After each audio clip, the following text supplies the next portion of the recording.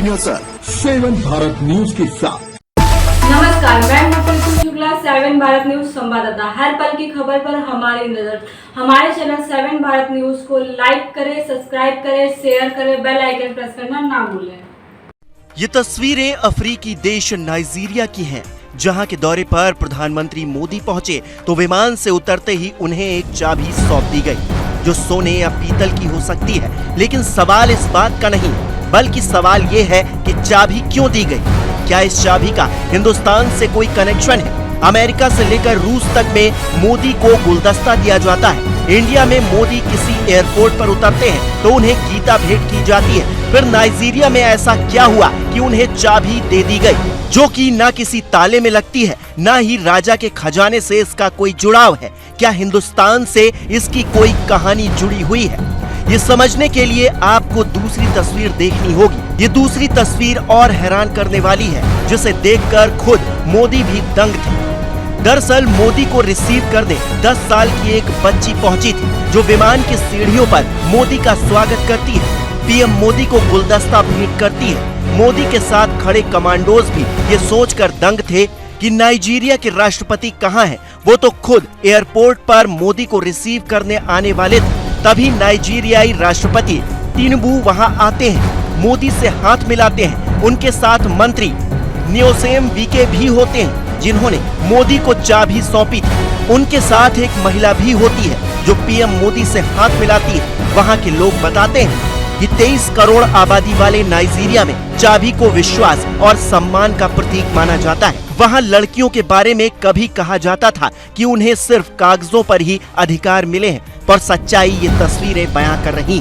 मोदी चौथे ऐसे पीएम हैं जो नाइजीरिया के दौरे पर गए थे। उनके पहले पंडित नेहरू, फिर अटल बिहारी वाजपेयी और उसके बाद मनमोहन सिंह नाइजीरिया गए थे। ऐसे में ये समझना जरूरी हो जाता है कि नाइजीरिया भारत के लिए जरूरी क्यों है। जो लोग कहते हैं मोदी ऐसे ही कई देशों का दौरा कर रहे हैं, उन्हें भी शायद ये बातें नहीं पता होंगी। नाइजीरिया 2 हिस्सों में बटा है। उत्तरी हिस्से में जहां मुस्लिम ज्यादा है, तो वहीं दक्षिणी में ईसाई ज्यादा है। इसके पास तेल और गैस का एक बड़ा भंडार है। भारतीय कंपनी एयरटेल वहां दूसरी बड़ी टेलीकॉम कंपनी है। भारत की करीब 150 कंपनियां नाइजीरिया में है। वहां करीब 27 अरब डॉलर का निवेश भारत ने किया है। नाइजीरिया से भारत का जुड़ाव महात्मा गांधी के दौर से है। चूंकि नाइजीरिया एक अफ्रीकन देश है और अफ्रीका में ही गांधी जी के साथ दुर्व्यवहार हुआ था, और फिर अफ्रीकियों में भी गांधी ने नया जोश भरा था। इसीलिए वहां के लोग गांधी को आज भी मानते हैं, भारत को काफी अहमियत देते हैं। यही वजह है कि दोनों देशों के रिश्ते हमेशा से मधुर रहे हैं। 17 साल बाद जब हिंदुस्तान के पीएम वहां जाते हैं, तो स्वागत में भारतीय मूल के लोगों की भीड़ उमड़ पड़ती है।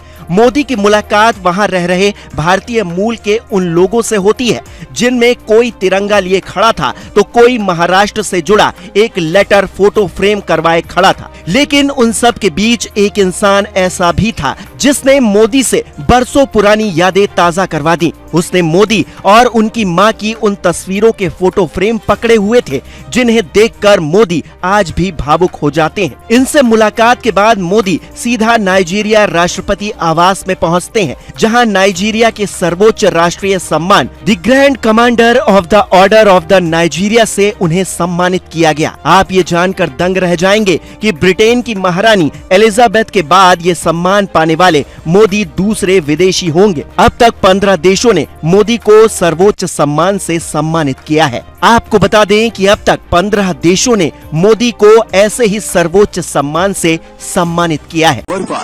हमारी नजर 7 भारत न्यूज के साथ।